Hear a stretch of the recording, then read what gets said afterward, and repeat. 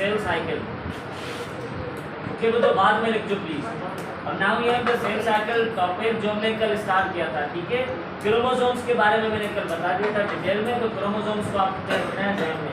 Chromosomes में से बस एक ही क्वेश्चन नॉर्मली आता है कभी कभी, भाई डिफाइन द क्रोमोसोम्स। उसके टाइप्स वगैरह नहीं आते, वो एमसीक्यूज वगैरह में आते हैं, तो वो आपको याद करना है, वेरी सिंपल।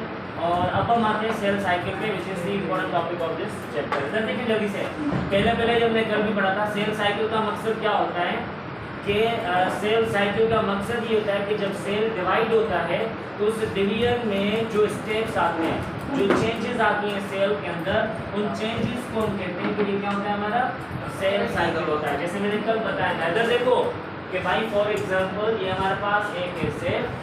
अब जो सेल होता है पहले अगर हम इसको कहते हैं पेरेंट सेल, तो फिर ये क्या होता है, डिवाइड होके, और ये डिवाइड हो जाता है किसमें, डॉटर सेल्स में। इधर देखो, अगर इस सेल की जो लाइफ है वो खत्म होने वाली होती है, फिर ये क्या करता है, अपने 2 डॉटर सेल्स प्रोड्यूस करके और खुद क्या हो जाता है, डाई हो जाता है। आई बात समझ में। फिर जब टाइम आएगा, फिर ये क्या होंगे, ये पेरेंट सेल्स में चेंज हो जाते हैं, फिर ये अगेन डॉटर सेल्स को प्रोड्यूस करते हैं। इट मीन्स कि ये जो साइकिल होती है ये चलती रहती है, कभी भी एंड नहीं होती।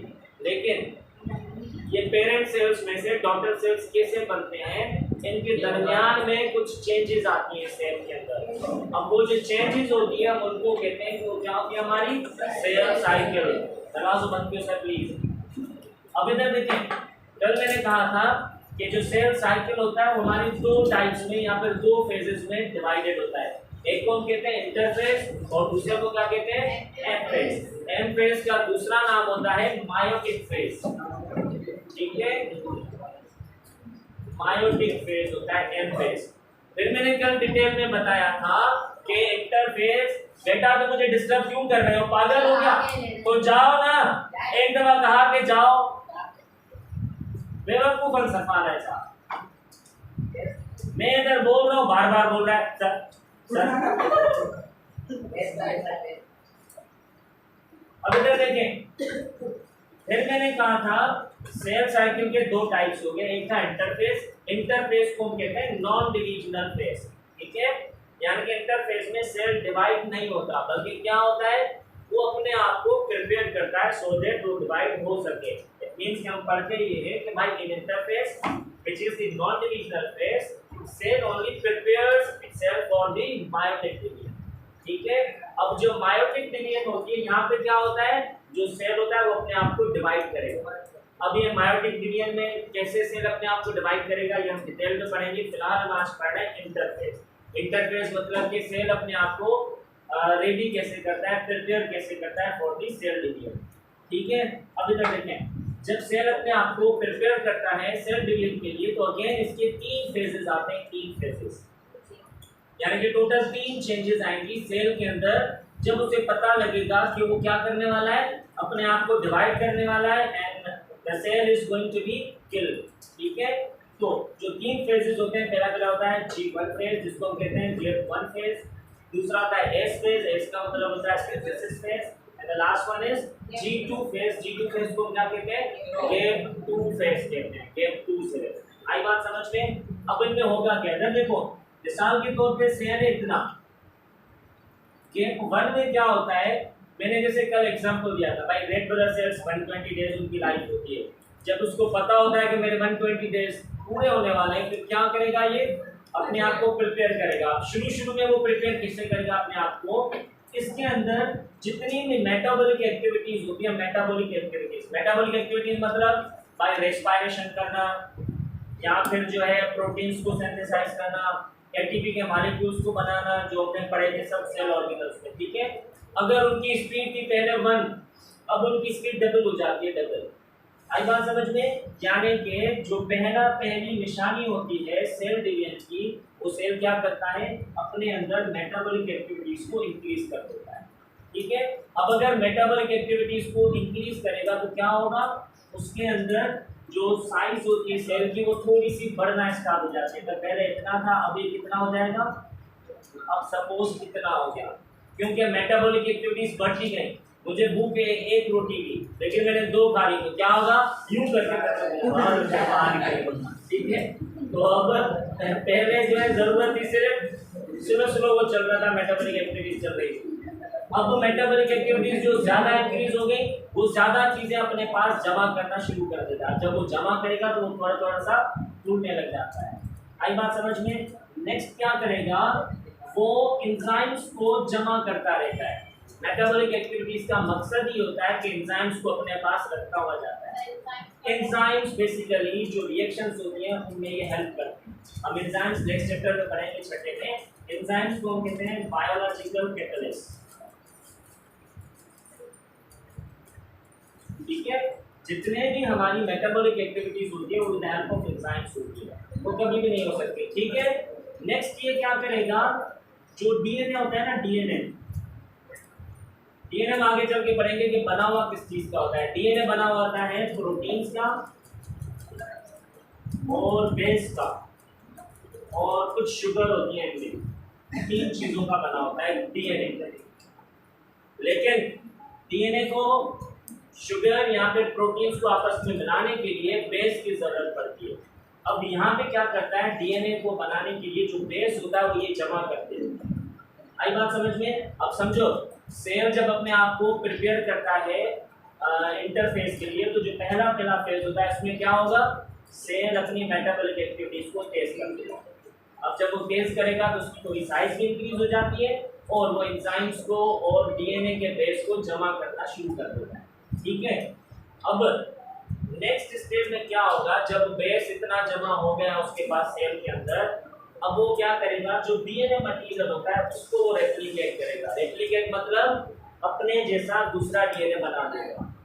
आई बात समझ में? यानी कि जो एस फेज था, एस फेज, इसमें सिर्फ क्या होगा, यहाँ पे चीजें जमा हो गई, चीजें न्यूक्लियस के अंदर डीएनए का मटेरियल भी जमा हो गया, यहाँ पे उस डीएनए को क्या कर देगा, 2 में चेंज कर देगा।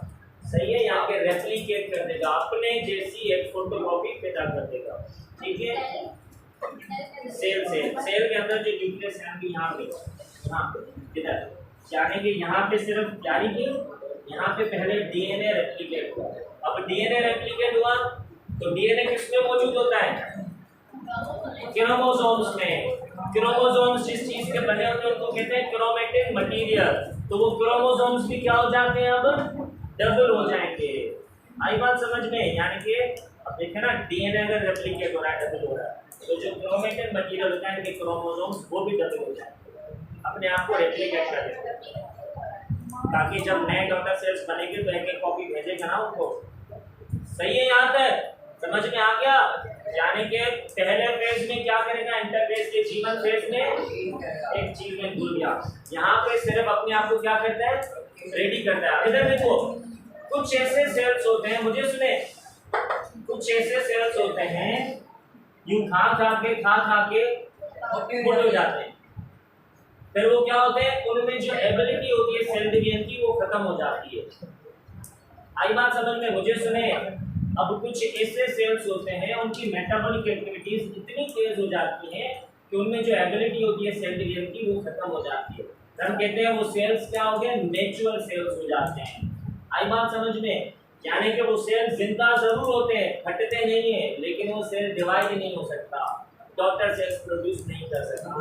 आई बात समझ में? अगर वो सेल इस कंडीशन में चला जाए, किस कंडीशन में, कि वो डिवाइड ना हो सके, तो उस फेज को हम कहते हैं G0 फेज, G0 फेज। मुझे देखो जल्दी से, मैंने बाल काटे फिर दोबारा निकल आया, ये कौन सा होता है, ये सेल डिवाइड हो रहा है। लेकिन अगर मेरी आंख टूट गई तो, छोटा बच्चा है उसकी, उनकी आइज कितनी होती है, छोटी, बड़ा होता है तो उसकी आँख क्या होती है, बड़ी होती जाती है। अब हमारी आइज बड़ी होंगी, आपकी बड़ी होंगी, आइज नहीं हो रही है, तो ये कौन से सेल्स हैं, ये इस कंडीशन में चलेंगे। सही है, मेरी उंगलियां बड़ी होंगी, नहीं होंगी, जो मेरी उंगलियों की ग्रोथ वाले सेल्स थे वो G0 फेज में चले गए। G0 फेज होते जिंदा है, लेकिन वो मेरी बात सुने, G0 फेज का मकसद लिविंग ऑर्गेनिजम्स के वो सेल्स जो डिवाइड नहीं होते, बस वो नेचुरल होते हैं, उससे ज्यादा वो ग्रोथ नहीं कर पाते, बस आई बात समझ में? मेरे दांत टूट गए, दोबारा नहीं आ सकते क्योंकि वो जी नॉट फेस में इंटर हो चुके हैं।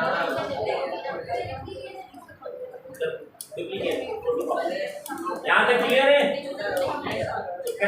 सुने मुझे अब। यहाँ पे रेट ऑफ मेटाबॉलिज्म इंक्रीज हो गया। अगर वो सेल मैच्योर हो गया तो वो डिवाइड नहीं होगा, उसको कहते हैं जी नॉट फेज। अगर वो डिवाइड होगा तो क्या करेगा? डीएनए को रेप्लिकेट करेगा। अब सिंथेसिस में डीएनए रेप्लिकेट हो गया, लेकिन जब नया सेल बनेगा क्या उसको सिर्फ डीएनए चाहिए? मैंने आपको यूएसबी दी, मैंने इसमें मूवी डाल दी, अब क्या करोगे? आप तो लैपटॉप ढूंढोगे ना। अगर लैपटॉप नहीं होगा तो क्या करोगे? कुछ नहीं। तो यहाँ पे भी जब डॉटर सेल्स बनेंगे तो जो सेल के ऑर्गेनल्स होते हैं वो भी तो हमें चाहिए ना। सेल के ऑर्गेनल्स चाहिए, माइटोकॉन्ड्रिया चाहिए, एंजाइम्स चाहिए, राइबोसोम्स चाहिए, वो कहाँ से आएंगे? फिर क्या होता है, जब डीएनए रेप्लिकेट हो जाता है फिर जो सेल को एक इशारा मिल जाता है कि भाई अब जो तुम्हारे सेल ऑर्गेनल्स हैं उनको भी डुप्लीकेट करना स्टार्ट कर दो। सही है। फिर यहाँ पे क्या होगा, जो सेल की साइज थी पहले इतनी, अब इतनी हो गई। G2 फेज में जब डीएनए डुप्लीकेट हो जाएगा इसकी साइज इतनी बड़ी हो जाएगी। अब सब आप एक बात ठीक है। अब ये साइज बड़ी हो गई इसकी। अब यहाँ पे करेगा क्या, ये अपने आप को ग्रो करेगा साइज में, और जो सेल ऑर्गेनल्स होते हैं, जितने भी सेल ऑर्गेनल्स होंगे वो डुप्लीकेट होना स्टार्ट हो जाते हैं। मिसाल के तौर पे एक माइटोकॉन्ड्रिया था तो अब 2 हो गए, न्यूक्लियस एक था तो अब 2 हो जाएंगे।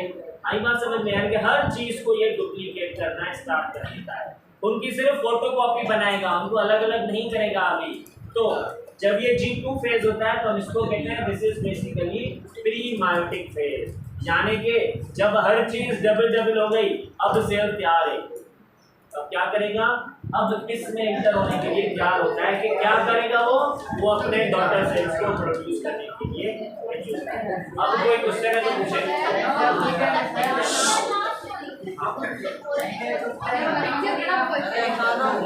अगर डुप्लीकेट नहीं हो